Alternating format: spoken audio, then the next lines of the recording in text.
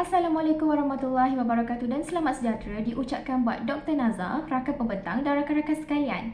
Kami merupakan kumpulan kedua dari kumpulan tutur Selasa 10 hingga 11. Soalan yang kami perolehi ialah penemuan rangka manusia dan pelbagai artifak di pelbagai tapak arkeologi telah menyumbang kepada naratif baru arkeologi di Asia Tenggara. Sebelum saya memulakan isi pembentangan, eloklah saya perkenalkan ahli kumpulan kami terlebih dahulu. Kumpulan kami terdiri daripada 4 orang ahli iaitu saya sendiri, Nur Syahada binti Selamat dengan nombor matrik 151701.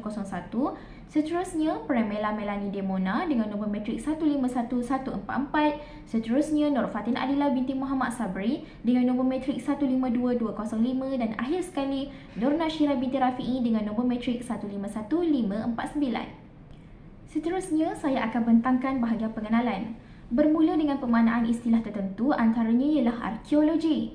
Arkeologi bermaksud disiplin ilmu yang menyumbang kepada usaha pembinaan semula sejarah dan kebudayaan manusia zaman silam iaitu zaman prasejarah, protosejarah dan zaman sejarah.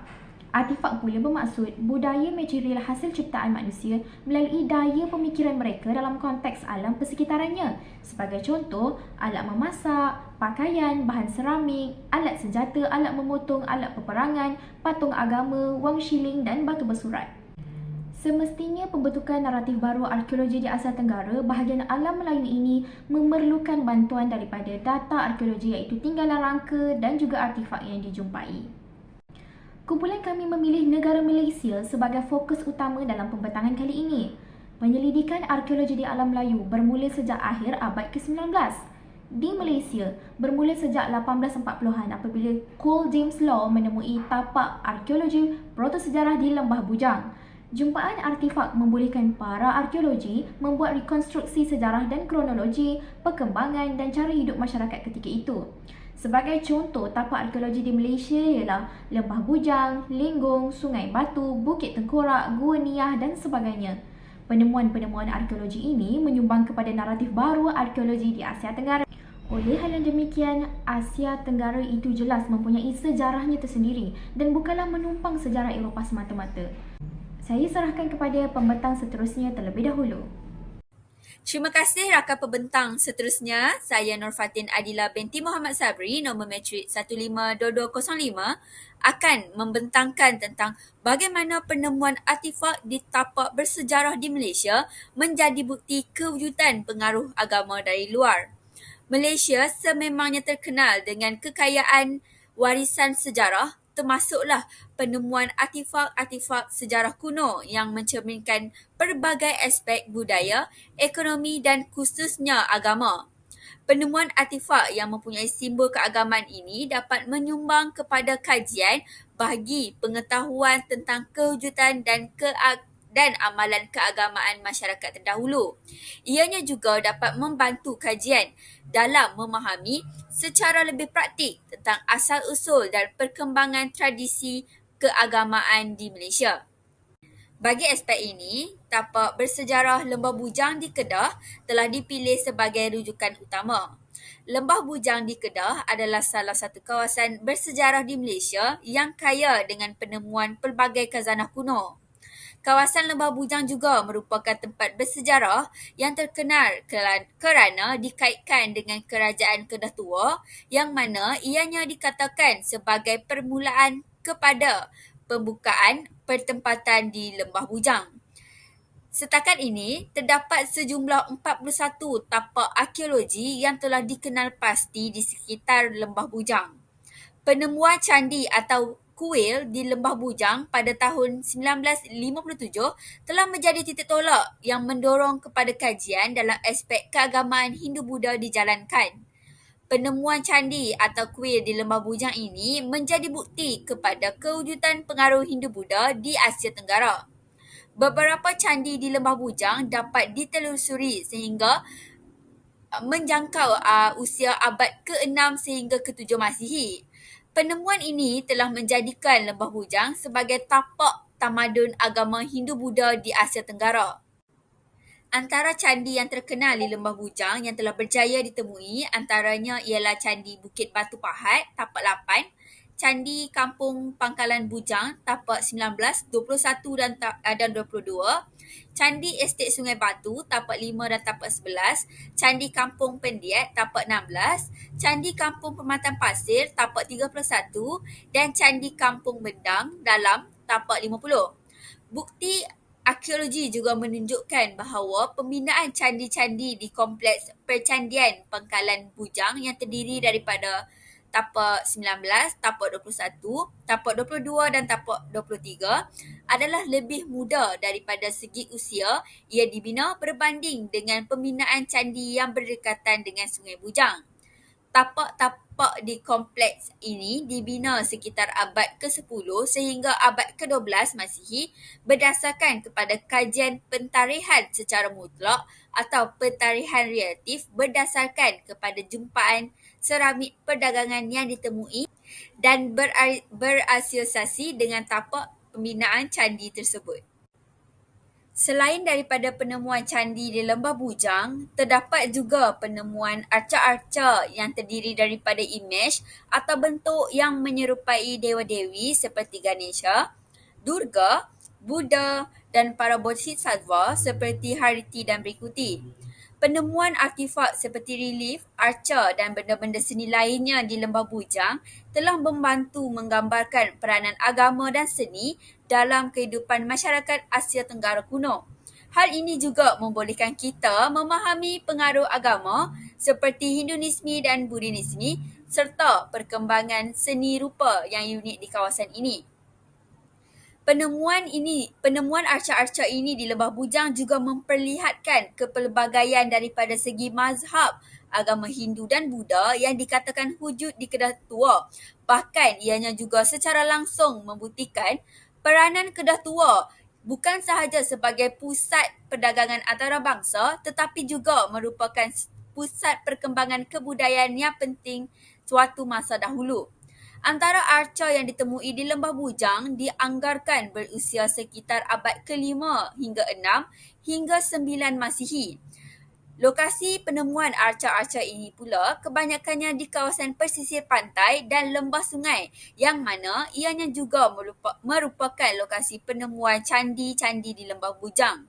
Penemuan arca seperti arca Durga, arca Ganesha, arca Kepala Buddha di Kampung Sungai Mas, arca Buddha berdiri di Kampung Pandiat, arca Terracotta di Pangkalan Bujang 1 dan 2 serta penemuan arca-arca lainnya merupakan salah satu jumpaan yang penting dan menyumbang kepada kajian yang memberi gambaran mengenai latar belakang agama sebahagian masyarakat yang wujud di Kedah Tua. Kebanyakan arca yang ditemui di Lembah Bujang seperti arca Buddha, Bodhisattva, Brikuti, Ganesha dan Hariti mempunyai saiz yang agak kecil dan mudah diangkut. Hal ini telah mewujudkan satu kesimpulan bahawa kebanyakan arca-arca ini telah dibawa oleh pedagang dari luar masuk ke kawasan tersebut dan juga digunakan secara kegunaan peribadi. Sebahagian kecil arca lain seperti arca Buddha, Kepala Buddha, Brikuti, Bodhisattva pula dilihat memiliki ciri ikonografi yang kompleks serta kajian memperlihatkan bahawa arca-arca ini memiliki bentuk ukiran yang teliti. Selain itu, pemerhatian terhadap arca-arca lain juga turut memperlihatkan bahawa arca-arca ini telah melalui proses pembuatan yang agak kasar. Kebanyakan arca yang ditemui di Lembah Bujang boleh ditarikhkan dari kurun ke-6 sehingga ke-13 Masihi dan ianya dibuat berdasarkan kepada pertimbangan ikonografi dan artifak yang berasosiasi dengan arca yang ditemui. Kajian juga mendapati bahan-bahan utama yang digunakan untuk membuat arca adalah termasuknya gangsa, granit dan batu sabak. Dengan mengkaji peninggalan warisan agama atau artifak agama seperti arca dewa-dewi dan monumen seperti candi yang terdapat di Lembah Bujang dapat menyumbang kepada pengetahuan tentang amalan agama dan juga kajian berkenaan asal-usul dan perkembangan amalan agama tersebut yang melibatkan penduduk di Asia Tenggara pada suatu ketika dahulu. Sekian pembentangan daripada saya serahkan pembentangan ini kepada pembentang seterusnya. Sejahtera, baiklah sekarang saya akan meneruskan pembentangan iaitu penemuan artifak sebagai bukti cara hidup masyarakat zaman dahulu. Dan ini telah menunjukkan bahawa uh, cara kehidupan masyarakat dahulu telah berkembang mengikut zaman. Dan artifak boleh diperoleh melalui dua cara iaitu yang pertama tanpa penyelidikan yang dirancang. Contohnya seperti kerja-kerja pertanian atau pembangunan yang melibatkan penggalian tanah yang mana artifak ini ditemui tanpa sengaja. Yang kedua adalah melalui penyelidikan arkeologi yang terancang seperti kerja-kerja lapangan, tinjauan arkeologi untuk cari tempat arkeologi dan ekskavasi. Dan ekskavasi ini bermaksud sekumpulan para penyelidik yang diketuai ataupun dipimpin oleh arkeologis dan mereka menjalankan penyelidikan mencari bahan-bahan artifak di tempat arkeologi. Di Malaysia, Carl James Low telah menemui tapak arkeologi protosejarah di Lembah Bujang dan seperti yang semua tahu, Lembah Bujang ini telah dijumpai rangka manusia dan artifak zaman Paleolitik telah ditemui di Gua Niah di Malaysia dan di tempat inilah telah ditemui tengkorak manusia terawal yang berumur sekitar 40,000 tahun. Artifak zaman Paleolitik dan fosil membuktikan bahawa manusia telah wujud di alam Melayu pada 70,000 tahun dahulu berdasarkan tarikh di tapak Lenggong. Dan arkeologis mendapatkan bantuan daripada kajian DNA untuk mengetahui asal-usul manusia di alam Melayu. Jadi, apabila arkeologis melakukan penyelidikan dan ini telah membuktikan bahawa wujudnya kehidupan manusia pada zaman dahulu. Dan bukan itu sahaja, kita boleh tahu dari mana asal-usul rangka tersebut dan di sinilah banyak kebenaran yang terungkap tentang sejarah di Malaysia. Tadi saya telah menjelaskan sedikit tentang zaman Paleolitik dan sekarang kita akan beralih kepada tahap kedua perkembangan manusia iaitu pada zaman Mesolitik. Dan artifak batu jenis Mesolitik wujud pada ketika ini. Alat batu yang dihasilkan pada zaman ini lebih banyak jenis berbanding pada zaman Paleolitik. Maksudnya berlaku kemajuan dan perkembangan di situ. Dan arkeologis barat menamakannya sebagai kebudayaan Hoabin kerana mengandaikan bahawa kebudayaan itu berasal daripada Vietnam Utara, namun arkeologis yang menyelidiki selepas tahun 1960-an menolak tentang kenyataan ini. Perubahan kebudayaan Paleolitik ke Mesolitik adalah secara evolusi tempatan dan dengan penemuan seperti barang-barang, artifak ini, kita boleh membuktikan tentang cara hidup pada zaman Paleolitik dan Mesolitik agak berbeza kerana terdapat kemajuan, terdapat perkembangan dari segi cara hidup dan alatan yang mereka gunakan. Artifak batu di beberapa kawasan di alam Melayu lebih maju daripada artifak zaman Mesolitik kerana alat batu yang ditemukan itu lebih licin permukaannya, lebih tajam dan dalam pelbagai bentuk dan jenis. Dijumpai juga perhiasan seperti gelang dan cincin batu yang seperti gambar yang saya tunjukkan ini dan ini telah menandakan kemajuan dicapai kerana berlaku migrasi penduduk dari China ke Melayu dan hal ini telah dilakukan oleh Robert Hinn Gurdon pada tahun 1930. Seterusnya adalah pada zaman Gangsa akhir telah ditemukan gendang gangsa dan loceng gangsa. Dan dengan penemuan ini, arkeologis telah membuat hipotesis tentang adanya satu kebudayaan yang dinamakan sebagai kebudayaan Dongson. Dan kebudayaan ini dikatakan bermula dari Vietnam Utara dan telah tersebar melalui perdagangan lebih kurang 2,500 tahun dahulu. Seterusnya adalah penemuan artifak yang diperbuat daripada logam semasa zaman logam. Dan ini menunjukkan cara hidup pada zaman itu yang mana mereka menggunakan logamlah dalam kehidupan harian mereka. Dan telah ditemukan gangsa seperti mata beliung, kapak, gangsa, belati dan mata lembing. Seterusnya adalah zaman besi. Besi juga telah ditemukan seperti cangkul dan beliung. Dan ini telah menandakan terdapat kemajuan kerana besi adalah sesuatu yang memerlukan proses melebur yang tinggi berbanding takat lebur gangsa. Jadi terdapat kemajuan teknologi di situ pada zaman besi. Seterusnya, saya akan menyambung pembentangan berkenaan cara hidup masyarakat berkenaan pembuatan tembikar. Tembikar tanah adalah antara artifak utama yang dijumpai dalam ekskavasi arkeologi. Penggunaannya sejak zaman Neolitik, zaman logam dan perkembangannya sehingga zaman protosejarah yang mampu menghasilkan tembikar dalam skala besar dan bersaiz besar. Tembikar tanah mempunyai pelbagai ragam hias yang bersifat universal. Ada juga ciri kebudayaan luar seperti kebudayaan prasejarah, Amerika Utara, Timur India, Jepun, Taiwan dan sebagainya. Tembikar juga mempunyai evolusi perkembangan dari zaman prasejarah iaitu Gua Kelambu ke zaman protosejarah iaitu Lembah Bujang dan Sungai Emas melalui Gua Kepah. Kebanyakan tembikar tanah ditemui berhampiran dengan rangka manusia. Yang menjadi bukti masyarakat prasejarah menggunakan tembikar sebagai alat dalam upacara untuk silmati.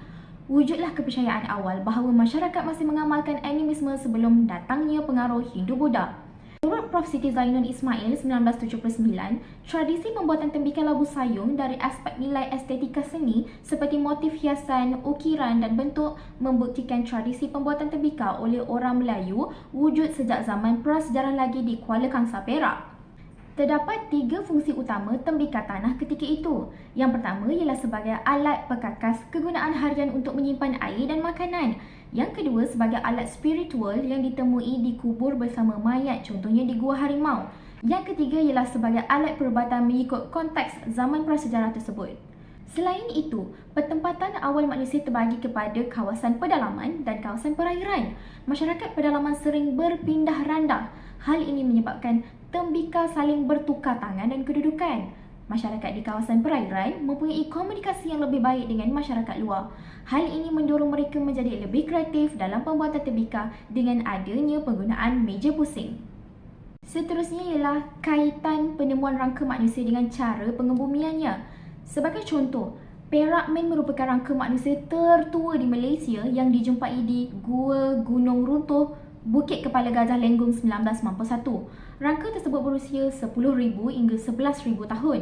Ia dikebumikan dengan cara kedua-dua kakinya dilipat ke bahagian badan dan tangannya diletakkan di atas dada.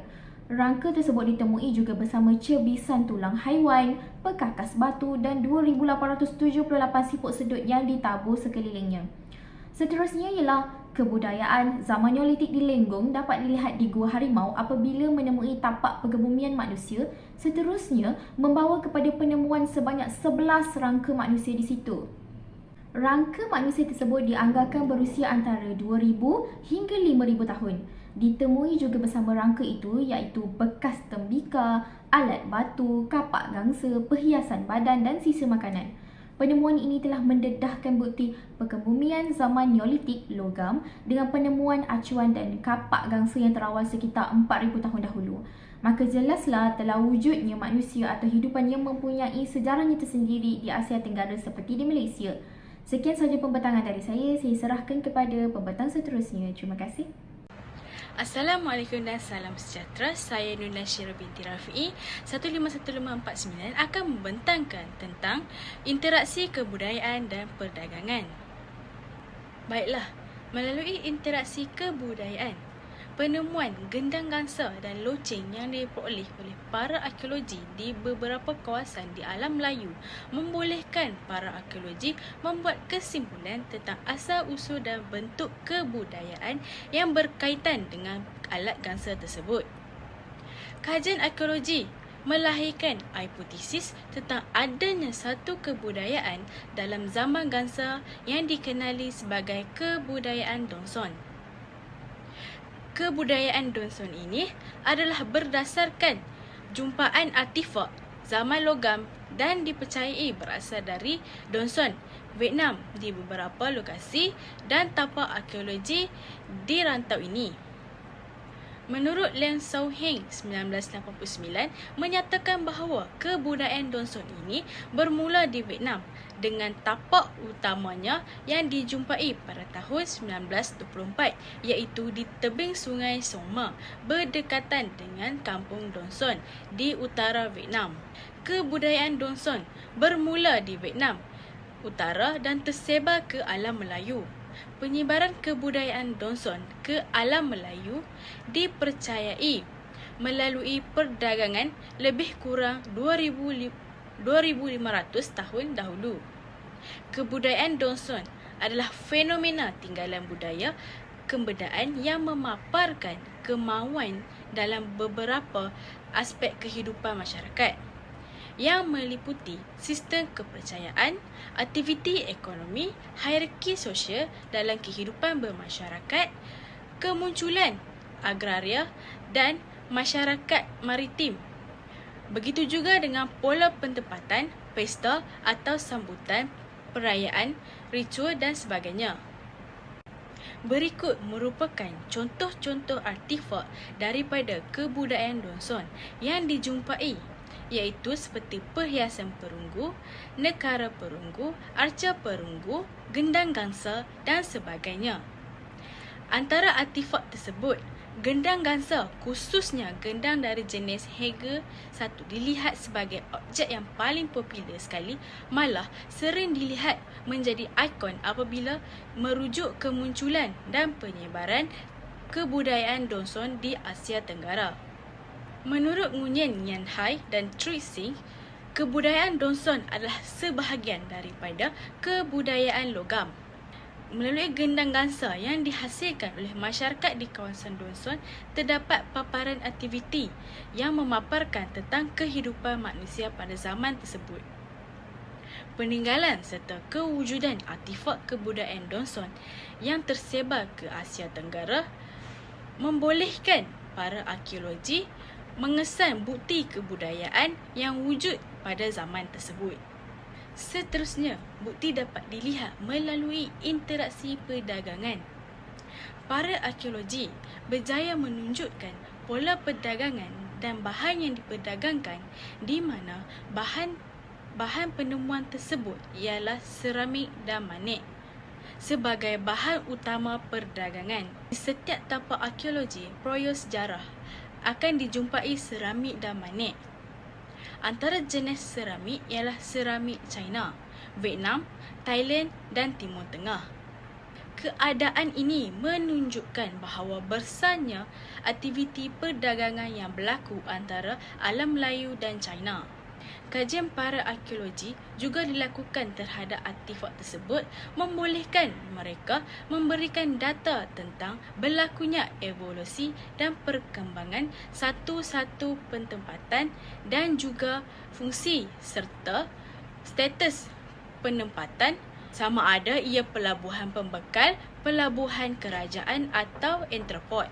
Selain daripada itu, para arkeologi dapat menafsirkan pola perdagangan penempatan itu berdasarkan artifak seramik yang telah dijumpai. Terdapat 3 jenis seramik di semenanjung Malaysia, iaitu seramik jenis tembikar, tanah, tembikar batu atau porselin. Ini dapat memberi gambaran menyeluruh tentang jenis, corak hiasan serta motif hiasan yang terdapat pada seramik tersebut.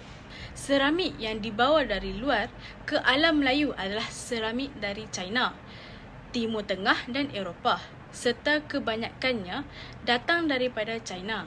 Di semenanjung Malaysia, antara seramik terawal yang dikesan ialah tembikar tanah yang ditemui di tapak zaman prasejarah seperti di Kok Diang, Kedah, Lembah Lenggung, Perak, Kuala Selingsing, Perak, Gua Gelangi, Pahang dan lain-lain.